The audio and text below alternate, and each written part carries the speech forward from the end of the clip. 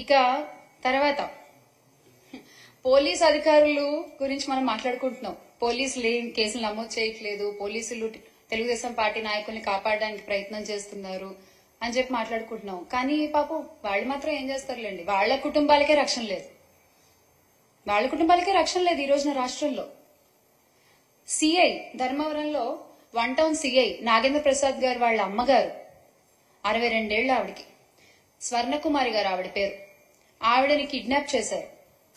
9 రోజులైనా సరే ఎటువంటి యాక్షన్ తీసుకోలేదు. 9 రోజులైనా వెతికే ప్రయత్నం చేయలేదు. కనీసం ఆవిడ ఎక్కడుంది మినిమం అయినా పట్టించుకోవాలి కదండి. అలా ఏమీ పట్టించుకోకుండా వదిలేశారు. ఏమైంది? చివరికి ఆమె హత్యకు గురైంది. పోలీసుల కుటుంబాలకే రక్షణ లేకపోతే ఇక మిగతా వాళ్ల పరిస్థితి ఏంటి? ఈ రాష్ట్రంలో ఏంటి మిగతా వాళ్ల పరిస్థితి? రాష్ట్ర ప్రభుత్వము పోలీస్ వ్యవస్థకు వారి అసమర్థతకు గుర్తుగా ఇంకొక సంఘటన కూడా మనం చెప్పుకోవాలి. ఇక్కడ నంద్యాల జిల్లా మచ్చుమర్రి ఉదంతం మీ అందరికీ బాగా తెలిసే ఉంటుంది. మచ్చుమర్రికి చెందిన వాసంతి అనే 5వ తరగతి విద్యార్థినిపై జూలై 7న కొందరు ఆ అమ్మాయిని అపహరించుకుపోయారు.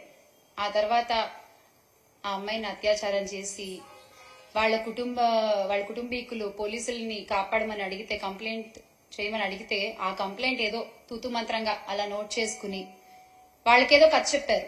అత్యాచారం చేసి కృష్ణానదిలో పడేశారు అని చెప్పేసి చేతులు దులిపేసుకున్నారు. ఆ తర్వాత ఆ అక్యూజ్డ్ కుటుంబానికి సంబంధించిన ఎవరో ఒకరిని లాకప్ డెత్ చేసి కేసుని డైవర్ట్ చేసే ప్రయత్నం చేశారు తప్ప ఈ రోజుకి కూడా ఆ బాడీ ఏమైంది ఎవరికి తెలియదు. ఆ కుటుంబానికి ఆ అమ్మాయి బాడీ అందలేదు. ప్రభుత్వం నుంచి ఆ కుటుంబానికి ఎటువంటి న్యాయమూ జరగలేదు. ఏంటండి మహిళలకు మీరు ఇచ్చే గౌరవం? ఏంటండి చిన్నపిల్లల్ని మీరు కాపాడేటువంటి విధానం? ఇదా? మళ్ళీ గౌరవనీయులైన హోమ్ మినిస్టర్ గారు వంగలపూడి అనిత గారు ఒక మహిళ. ఇక కృష్ణా జిల్లా గుడ్లవల్లేరు ఇంజనీరింగ్ కాలేజ్ విషయం తీసుకుంటే 300 మంది అమ్మాయిలు రోడ్డెక్కి బాబు మా వీడియోలు అక్కడ ఉన్నాయి అని లబో దిబోమని మొత్తుకుంటున్నా కూడా గుట్టు చప్పుడు కాకుండా ఆ ఇష్యూని భలే మట్టు పెట్టేశారు. అసలు అంటే ఇమ్మీడియట్ గా హాలిడేస్ ఇచ్చేసి, ఇమ్మీడియట్ గా పిల్లల్ని వాళ్ళ ఇళ్లకు పంపించేసేసి, అసలు ఇక్కడ ఏం లేవు, అసలు ఇక్కడ ఏమి జరగలేదు. అరే కళ్ల ముందు చెప్తున్నారు కదా ఆడపిల్లలందరూ వచ్చి, అది మీకు కనిపించట్లేదా? కావాలని చెప్తారా? సరదాగా చెప్తారా ఆడపిల్లలు ఇలాంటి విషయాల్లో?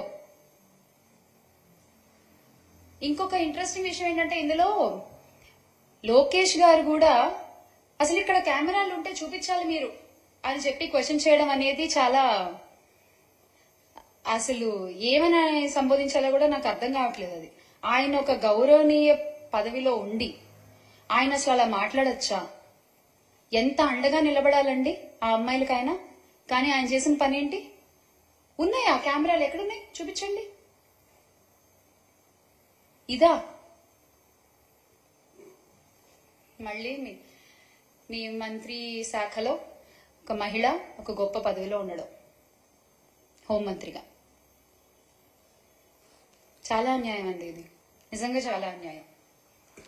ఇదే జగనన్న ప్రభుత్వంలో తీసుకున్నట్లయితే క్షేత్ర స్థాయిలో మహిళలకు, చిన్నారులకు, బాలికలకు జగనన్న ప్రభుత్వం అండగా నిలబడింది. దిశ చట్టం ద్వారా ఆ దిశ లక్ష్యాన్ని ఇమ్మీడియట్ గా చేరుకోవడానికి మొబైల్ పోలీసు వ్యవస్థ, మహిళా పోలీసులు, వాలంటీర్లు అందరూ ఒకరికొకరు చేదోడు వాదోడుగా ఉంటూ అసలు ఇలాంటి సంఘటనలు జరగకుండా అడ్డుకునేవారు. జరిగినా ఇమ్మీడియట్ యాక్షన్ తీసుకునేవాళ్లు. బాధితులకి న్యాయం జరిగేది, తప్పు చేసిన వాడికి శిక్ష పడేది.